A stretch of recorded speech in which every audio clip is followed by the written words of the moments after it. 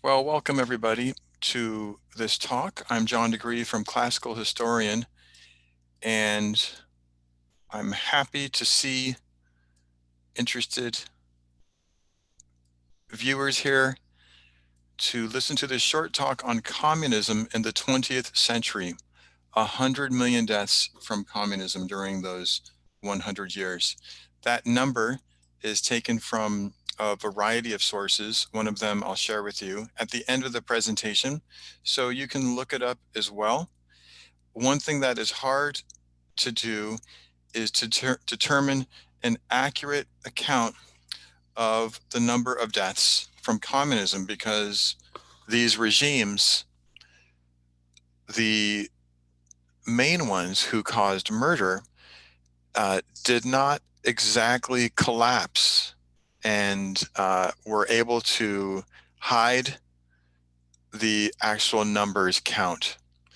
If we compare this to the Nazis from fascist Germany, uh, the differences are stark.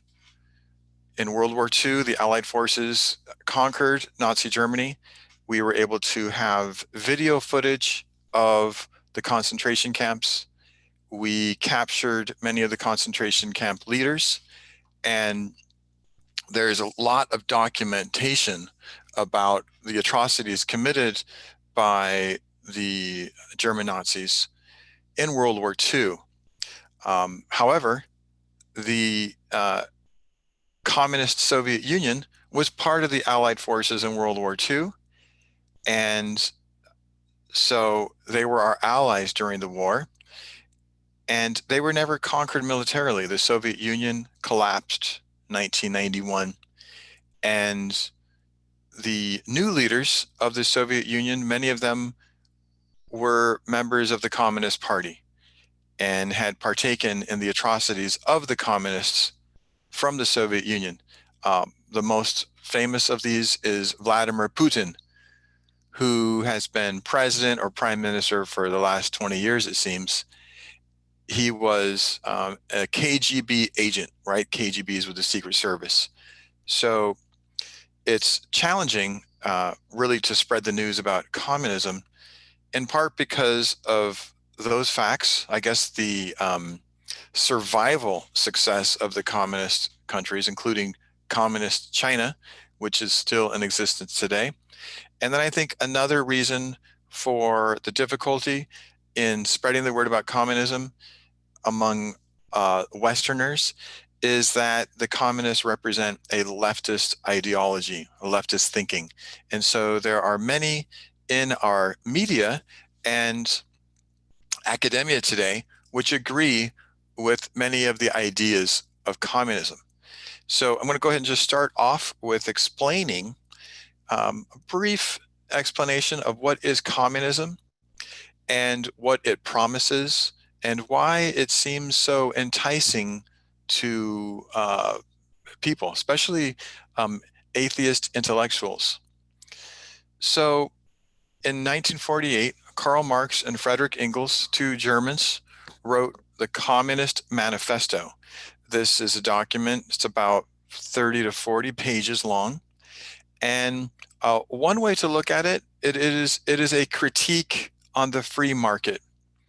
It shows, according to the authors, how the leaders of a free market are abusing the workers, that the workers do a majority of the labor, but that the leaders, sitting in their offices, not doing the physical labor, the leaders are abusing and taking advantage of the labor by earning most of the money.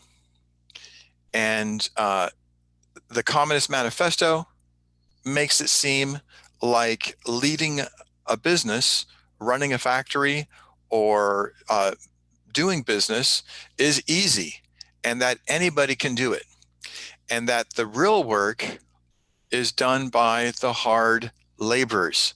So that's one of the points of the Communist Manifesto. Another point is that the history of mankind is run on similar principles as science. That in science, uh, the natural world is run by principles that just happened, and humans do not influence these principles. For example, gravity, right? Humans cannot influence gravity.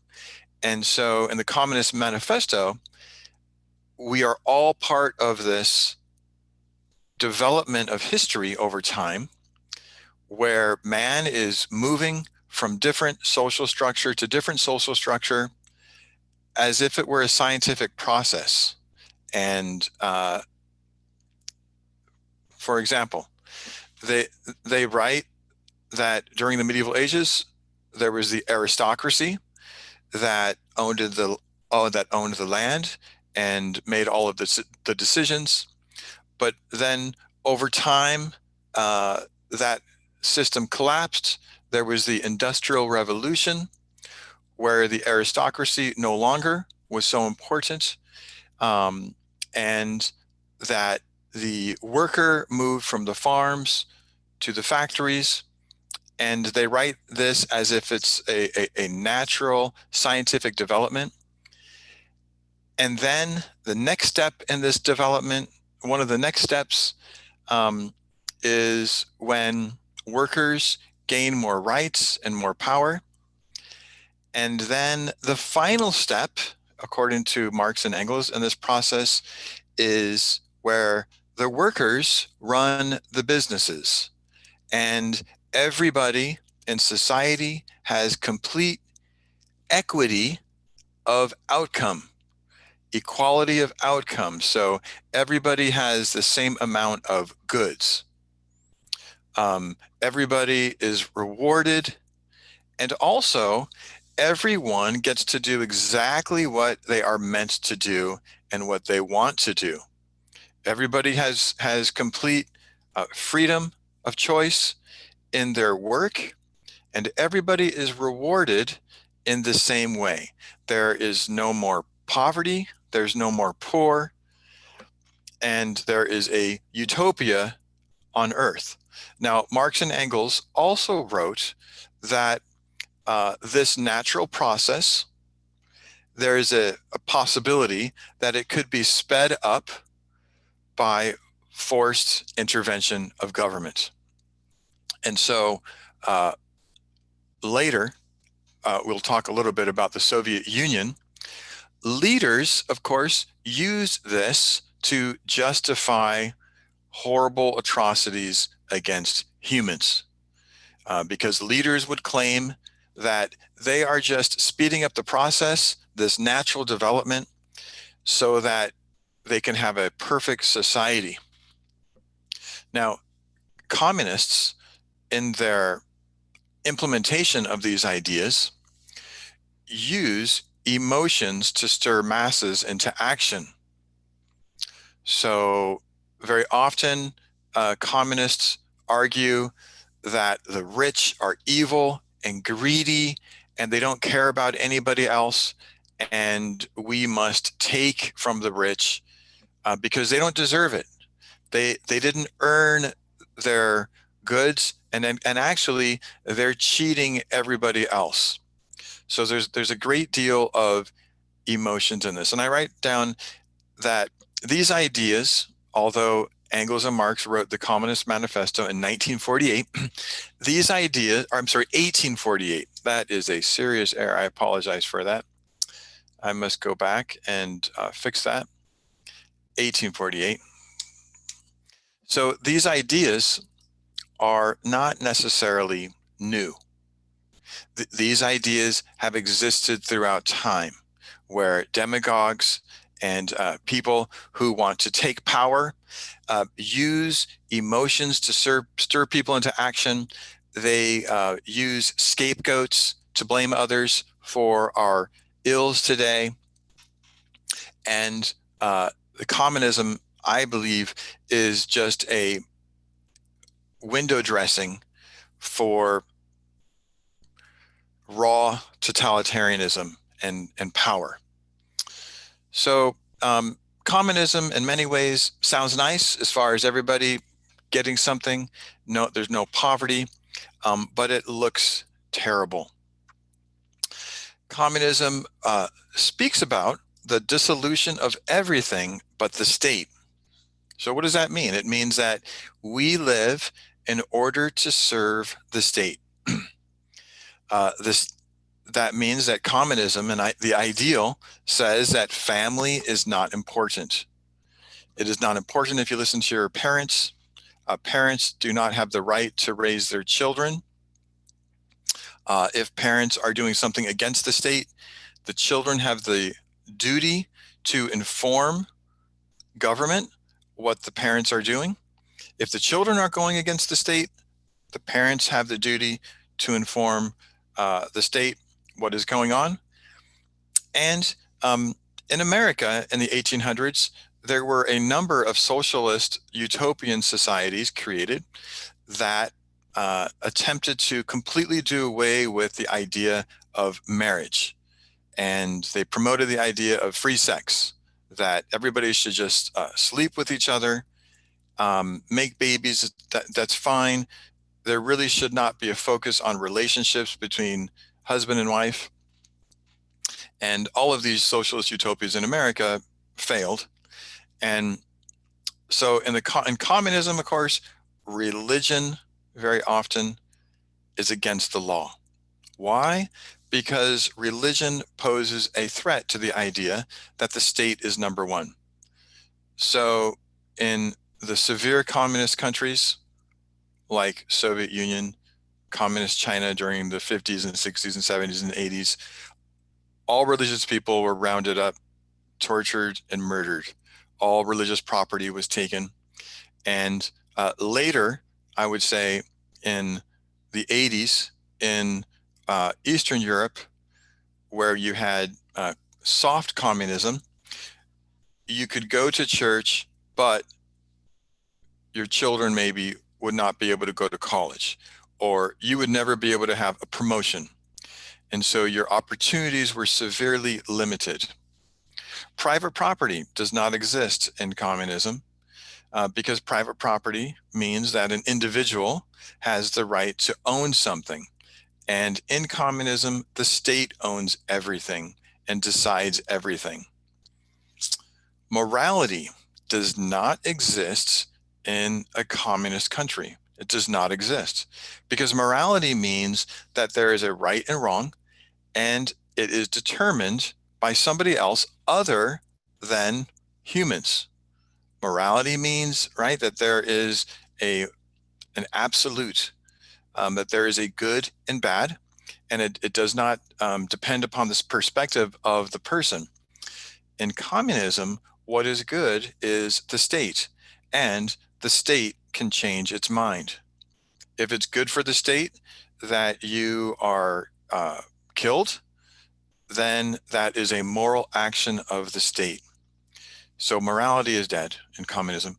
The individual, of course, does not exist. There are no individual rights. And merit also does not exist. People achieve success in communism not because they are competent or good at something, but if they follow the party line. The party says to do something and you do it, then you are rewarded. So you can think of a person who is really interested in their career. They want to advance in their career, and they do immoral things, and they are not competent, but they are in with the right people. And because of that, then they advance. And so that's what happens in a communist country. I write here that it is a modern atheistic elitism with terror. So communists use terror to make sure that society follows along. Now, in the late 1800s and 1900s, the communism looked similar. There was forced industrialization and forced collectivization. So this means that owners of farms had to give up their property and work on the farm as if they were serfs, or be moved into cities and work in factories. If they didn't or they resisted, they were not given food, their families were starved, and um, or they were murdered. Um, Also, you can imagine without the idea of morality, without the idea of the individual, whoever was in charge of a neighborhood could have absolute right to anything or anyone in that neighborhood in like really strong, severe communist countries like the Soviet Union or Cambodia or North Korea. Um, so, rape would not be a crime when it would be committed by a communist leader in one of these countries.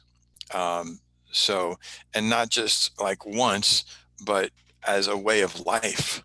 So, really unbelievably horrible things. And we have the documentation to prove this. We have eyewitnesses who suffered this because communism still exists today. And really, it's just so terrible. It's kind of unbelievable when you learn about it that there are people in free countries who want to move towards this. So, in practice, Russia and the Soviet Union. On November 7th, 1917, the Russians call this the Great October Revolution because they used an older way of timing things, of dating things back then. The Bolsheviks, which was one of the communist parties in the Russia, they took over, and they took over during a time where uh, Russia was in really horrible straits. It was in World War One. Russia was losing World War One, losing to Germany in a terrible way, and also Russia was still leaving a medieval civilization. There was still the aristocracy in Russia, just like it was in the medieval Europe in the 1300s and 1200s. And so Russia was still moving away from that. It was behind all of Western Europe. And the communists promised everybody food, equality. It sounded good. And there was a civil war in Russia throughout these 6 years. The communists, there were two communist parties in the Civil War, as well as those loyal to the old guard, the Tsar. Now, the communists won. They murdered the Tsar and his entire family, and right away, right away, they used brutal tactics to maintain power. This is a picture of Lenin.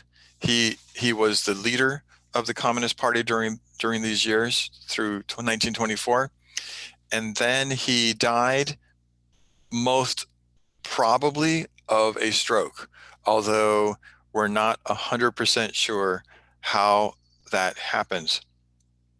Now, during this Russian famine, uh, American leader Herbert Hoover, he was not president at the time, but he organized a massive relief aid to save Russians from dying.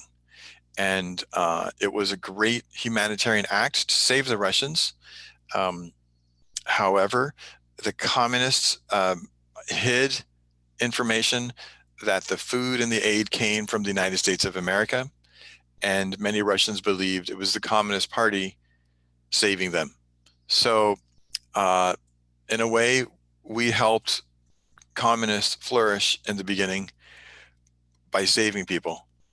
So, I'm just stating the facts. I'm not saying it was good or bad, but during this time as well, we supported those fighting the communists with weapons and military aid.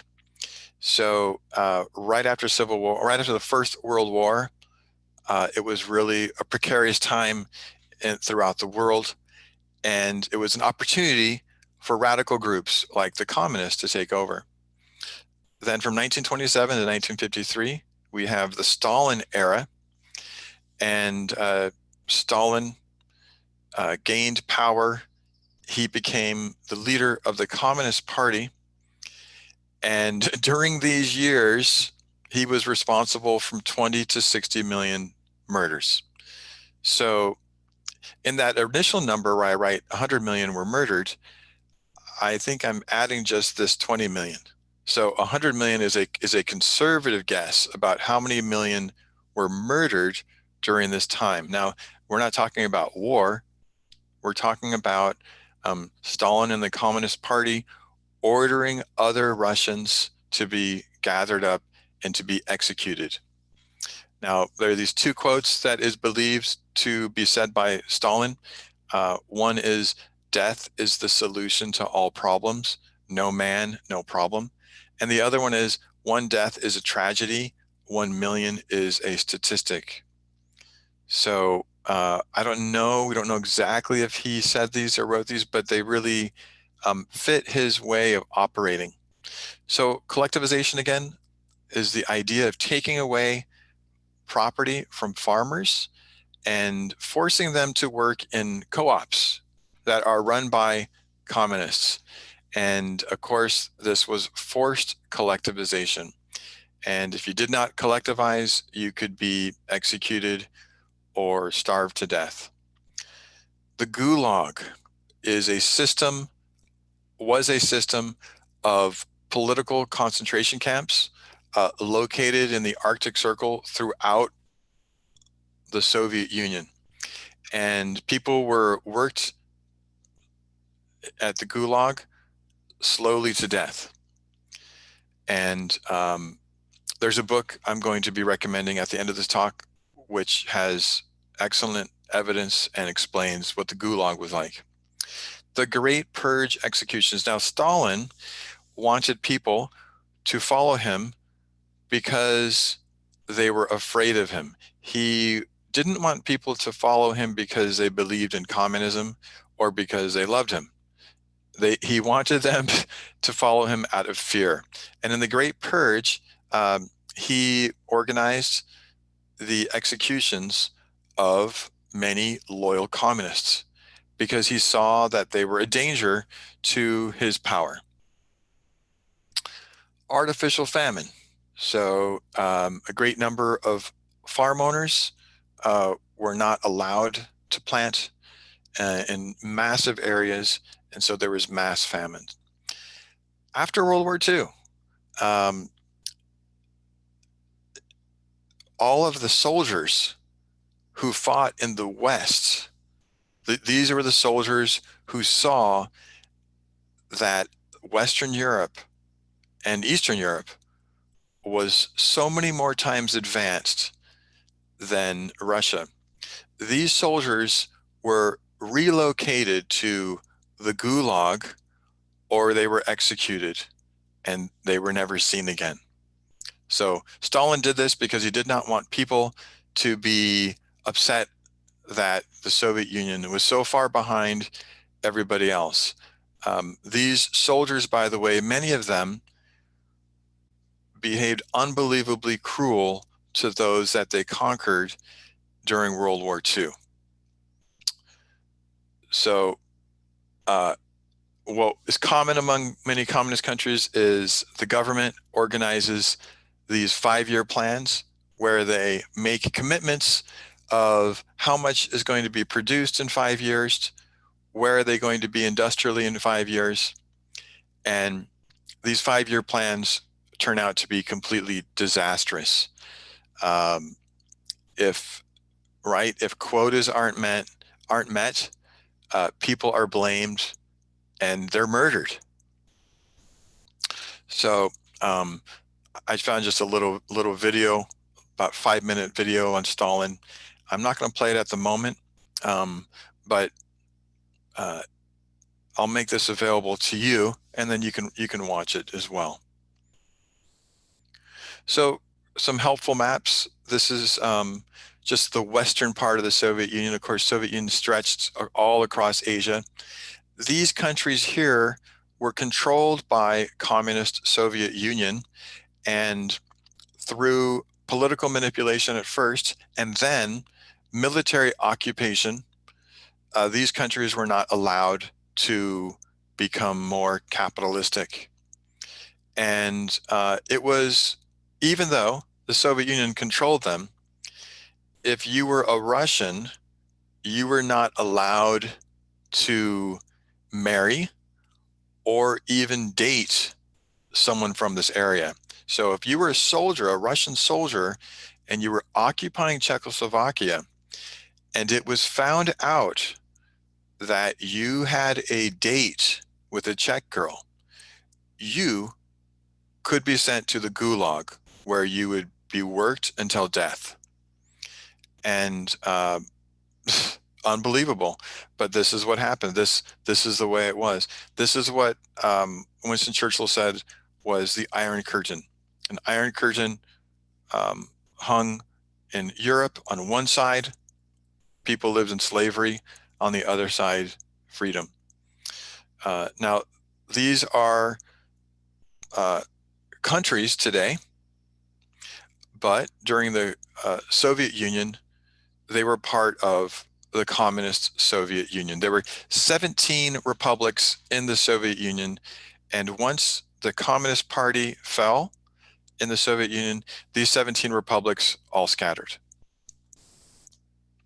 So in China, in 1949, the Chinese Communist Party takes over China. So similar to the Soviet Union or Russia, China was behind the rest of the world in industrialization. And throughout the 1800s, China had been manipulated and abused and used by the Western powers. Great Britain, France, United States, Germany, Holland. During the 1800s, they forced China to trade with the Western countries, and some of the Western countries brought opium into China and sold it. And so Chinese who loved their country were really upset at this because they were being manipulated and hurt by the Western countries. And there were many in China who wanted to have a revolution to overthrow the emperor of China, who was kind of cooperating with the West, and establish a China for Chinese. And one of these groups was the Chinese Communist Party. And another group was the nationalists, who wanted to establish a republic led by Chiang Kai-shek. And there was a civil war, the communists won, and Chiang Kai-shek took his nationalist party to Taiwan and established a republic, which still exists today. Communist China, of course, rules all of China and says that Taiwan is not an independent country. So originally, the Chinese Communist Party was supported by the Russian communists. The leader of the Chinese communists was Mao Zedong. And initially, America thought that Mao Zedong and Stalin were working together to take over the world. And there was cooperation between the two, but they didn't trust each other. So Mao Zedong is the world's leading mass murderer of all time. 65 million Chinese were murdered by Mao Zedong. He nationalized all businesses, seized property. He had 5-year plans as well as Stalin. There was famine. And there was a time in the 60s that Mao was losing power in his party. And so he promoted this thing called the Cultural Revolution, where young Chinese were inspired to terrorize and beat up traditional Chinese who believed in family and honoring parents and grandparents. So these groups of young Chinese called the Red Guard would go out everywhere throughout China and terrorize anyone who was against communism in any small way. And even if you weren't against communism, you were in danger. So uh, really, there was this fear all the time. And Mao then regained his power in the Communist Party because of these actions, because to go against Mao meant to go against the Cultural Revolution. And if you recall last summer, there were many riots and protests in America, organized by Antifa and Black Lives Matter, and they were destroying statues. The Chinese Communist Party said at that time, America is having its cultural revolution. And the Epoch Times has done many articles proving that the Communist Party of China supports these radical leftist organizations in America. And so the Communist China today has their hands in everything that involves freedom, individuality, religion in America. Um, it's unbelievable. So sometimes when there are letters to the editor written in newspapers, it sounds to me like it's from a communist, and I'm just kind of theorizing that there are people paid here to enforce this groupthink, and that the money comes from communist China. We know that they are paying off certain of our politicians. So this is what happened in China. This is a picture of Mao Zedong. I just talked about him a little bit. In Asia and Latin America. So in both of these areas, the United States during the 50s and 60s was very aware and very afraid of communists taking over the world, because one philosophy of communism and in the Communist Manifesto is to take over the world. And so the US supported countries that were free, that wanted to remain free. And at times, the US supported bad guys who claimed to be anti-communists. And unfortunately, it seems our media has been focusing on that over the last 20 or 30 years, in saying that it was the United States who was guilty during the Cold War, and the communists were just trying to support people who wanted freedom. So in North Korea, the North Koreans invaded South Korea in 1950 and tried to take over. In this situation, after World War II, the communists occupied the North, and we occupied the South. So the war ended in 53, and the line that was created then still exists today. These are the three leaders of North Korea: Grandpa, his son, his grandson, who is there today. And the U.S. has soldiers still in South Korea. In Cuba, in 1959, Fidel Castro takes over from Batista. Batista was supported by the U.S., but he was corrupt, and there were some atrocities that he was involved in, and there was political repression of anybody who was against him. And so Fidel Castro came in. He's going to change everything, but he just implemented a different type of terror. In Vietnam, Vietnam had been controlled by France. And then in 1953, the United States began to help out in defending Vietnam from the communists. And then with Kennedy's presidency, he was strong anti-communist. All Democrats were very strong anti-communists in the 60s.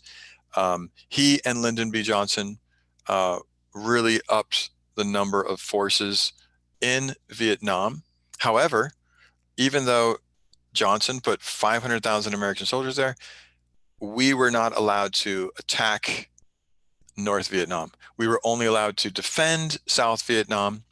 And so I spoke with a person who fought in that war, and he said, John, imagine a football game where your team is not allowed to bring the football past the 50-yard line.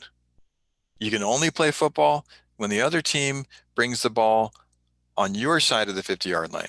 That was the Vietnam War. So the US never lost a battle in the Vietnam War. We won every single battle. But our media grew more and more favorable to communism and would show only the atrocities committed by our side, never the atrocities committed by the North. Then, when we left in 1974, we promised South Vietnam that we would support them with military aid. However, when Nixon resigned from the presidency, the Democrats in Congress would not send money or soldiers to the South. And so 1976, North Vietnam invaded. They captured the South. Ho Chi Minh was their leader, and they murdered over 1 million South Vietnamese who wanted freedom or were religious. In Laos, 1975, the communists take over. In Cambodia, Cambodia was part of the Vietnam War. The Khmer Rouge was the communist regime there, led by Pol Pot, and he murdered over 25% of his people. The greatest mass murder of all time by percentage, Pol Pot. And then they occupied Vietnam. In Nicaragua, and in South America, you had Cuba and Soviet Union funding guerrilla groups and communist groups. And there wasn't the same amount of mass murder in Latin America, but same ideas. People promising things for poor people. Also, the movement in Latin America, for the most part, strongly anti-Catholic Church. The Catholic Church was viewed as part of the aristocracy, part of the Spanish aristocracy. So that was part of that in Latin America as well. So this is Kim Jong-un from North Korea, Fidel Castro from Cuba, Ho Chi Minh from Vietnam, Pol Pot from Cambodia, and Daniel Ortega from Nicaragua. So these are the conservative estimates of murders by communism in the 20th century. And when you believe that there is no morality and that the state is the most important thing, then murdering someone becomes easier. Some other resources for you. So many of you, as I see here in this talk, are already aware of these items. My Life Under Communism presentation and podcast. So Jessica Degree yesterday presented an hour-long talk, 45-minute talk, which she filmed, and she presents a personal view of communism, highlighting the people that she interviewed for her podcast. So I guess it's one thing to learn about communism by the numbers, and for people who are able to imagine what that must have been like personally, you can kind of get it. But then when you hear from someone who actually experienced it, it really is, it's life-changing. Gulag was written by Alexander Solzhenitsyn, who was a Russian, and for a time he was kicked out of Soviet Union. He became a very famous. He secretly wrote the Gulag, smuggled it out of the communist Soviet Union. It was published. For a time, he lived in America. Then he moved back to Russia after communism fell. This book is unbelievable. It is a must-read for anybody who wants to learn about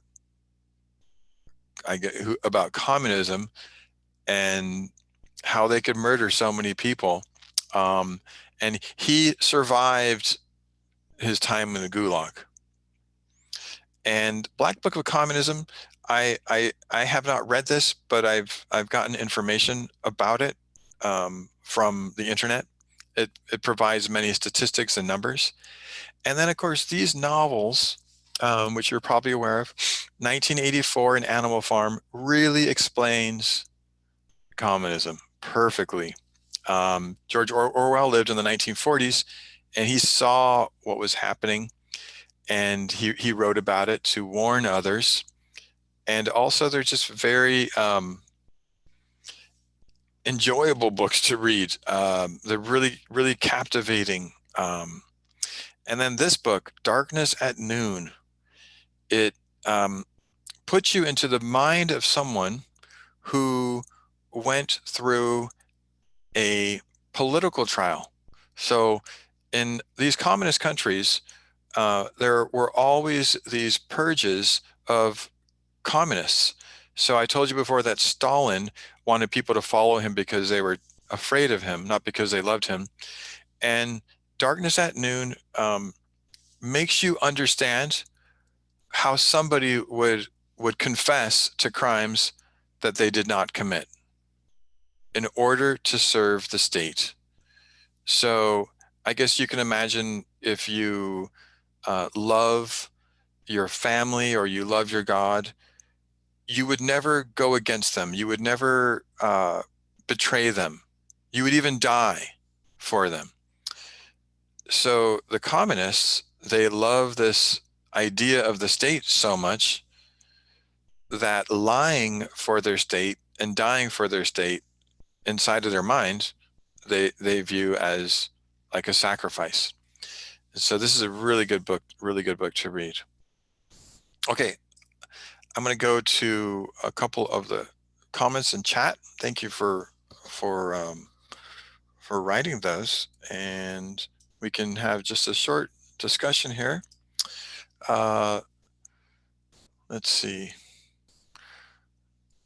So Larry and Shelley Schwartz write, sounds like it thrives on a victim mentality. Yes. Communism requires a victim mentality. And that's how they motivate people to be angry at someone else and to act irrationally and emotionally. It takes a village to raise a child. We can see now what that really meant. Government will raise the child, not the parents. Yes, I believe that exactly what it means. It also diminishes the love of mom and the love of dad and the love of grandma and grandpa. And I mean, even your neighbor is not part of the village. It's part of your like community.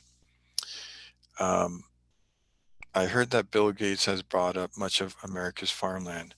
I don't study that. My wife has been informing me of this, and it's scary. I believe it, John. Can you please show the picture again? I had my chat box up. So, which picture did you mean? That one?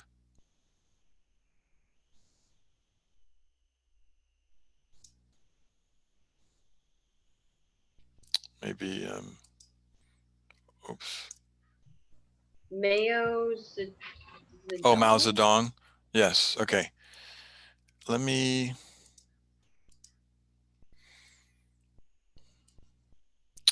So let me do the screen share. Yes. So Mao Zedong is the Chinese leader, the communist leader. Right there. So there are different ways to spell his name. That's one of them. If you look him up, it'll be spelled a different way many times.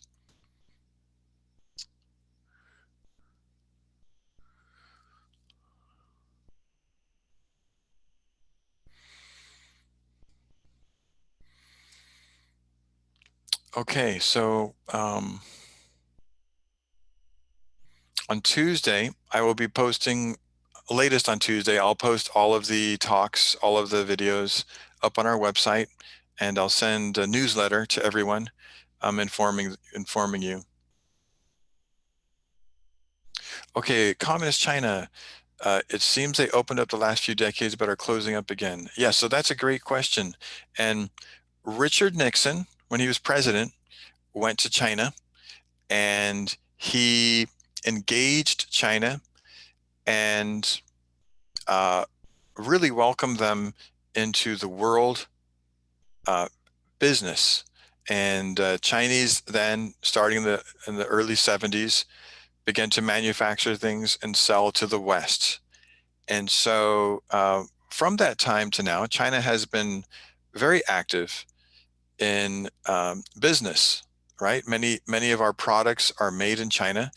And the thinking was that if we engage them in business and cooperate with them, then they will be more likely to change politically and to open up because it was hard to imagine. Nobody could imagine that you could have a communist economy and uh, a communist government. I'm sorry. Nobody could imagine that you could have a free market economy and a communist government. But China has been able to do that.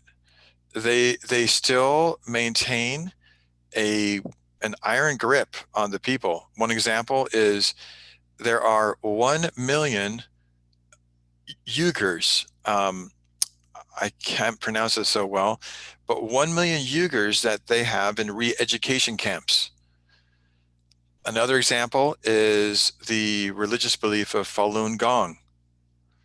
And there are millions of these people in re-education camps.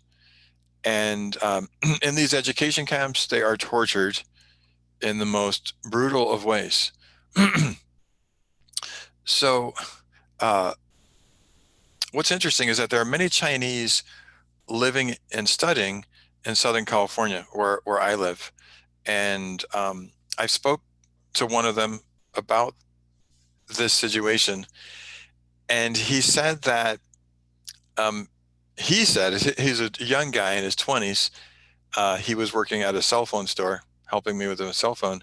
He said that um, he has freedom in America, and he's able to say what he wants, and he's not afraid of the Communist Party in America, and that many of the people who are in America studying in China are the communists, and they run all the factories in China. And he said that he's working and most likely he'll return to China. So I talked to other Chinese here, and they said China is the same as America. If you pay your taxes, you're not going to have any problems. Now, um, the woman that my daughter interviewed, who was a Falun Gong member, was tortured by the Chinese because she believed in honesty, doing your best, being peaceful, and she wanted other people to believe that too.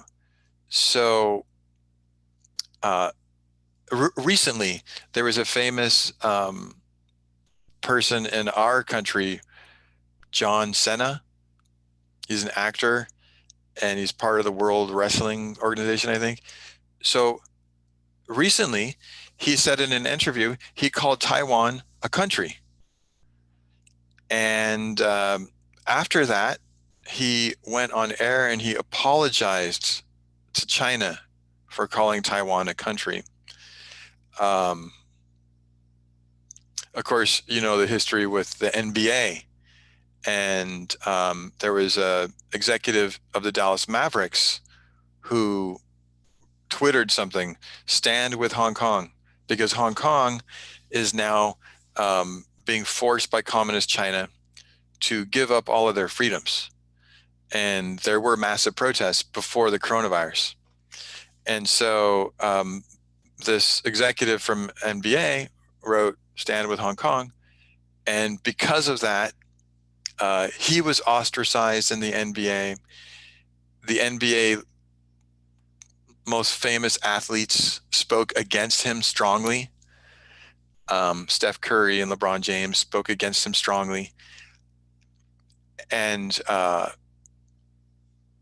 so really China's influence is very strong in American politics and American society. And right, the dealings with our president and his family are very questionable as well. Their business dealings. And right, so there's a representative from California who admits he had a sexual relationship with a Chinese spy. And he's his Swalwell, Eric Swalwell. He's a House of Representatives representative, and he's still in office. Our senator from California, Dianne Feinstein, her chauffeur for 20 years was a Chinese spy. And she had no repercussions from that. So it's really amazing how much China is active in our country. So yes, I would say that China is more open than it was from Mao's time. I guess they're not murdering these people immediately; they're re-educating them and torturing them. And but it seems like they're just trying to spread their thinking everywhere. Um, and it's challenging. How do we deal with it? I am not 100% sure. Because I heard there was one economist, Milton Friedman, great economist. He passed away. Great economist who said, if we can buy less expensive products from any country, we should do it. That it's as if that country is um, giving us a gift, and we shouldn't turn it down. Um, so this talk isn't about what we should do because I really don't know. It's just an introduction to communism.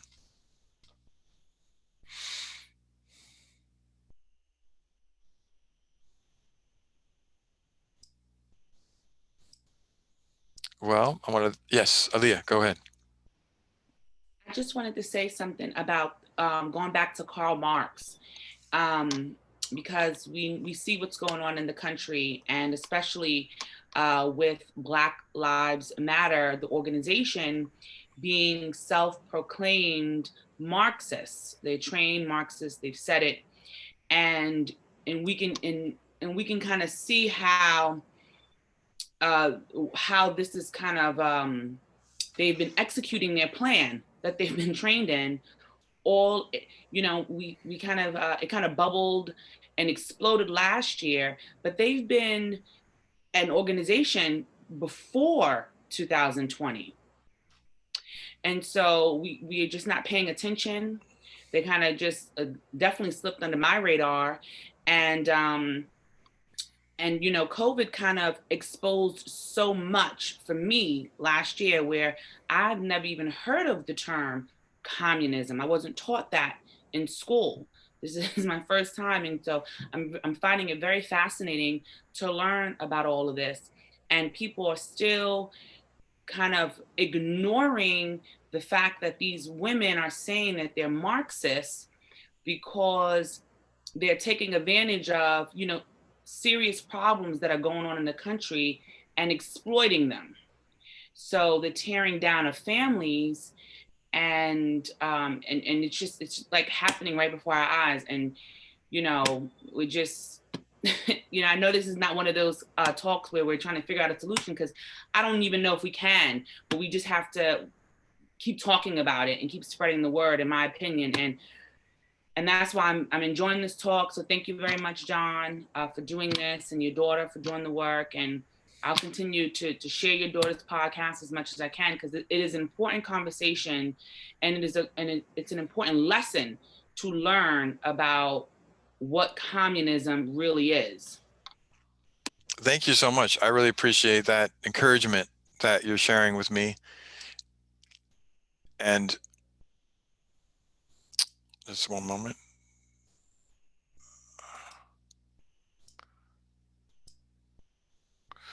Um, okay, I'm just removing a guest who chatted something very rude. So that person, hmm, well, okay. I will just stop the recording.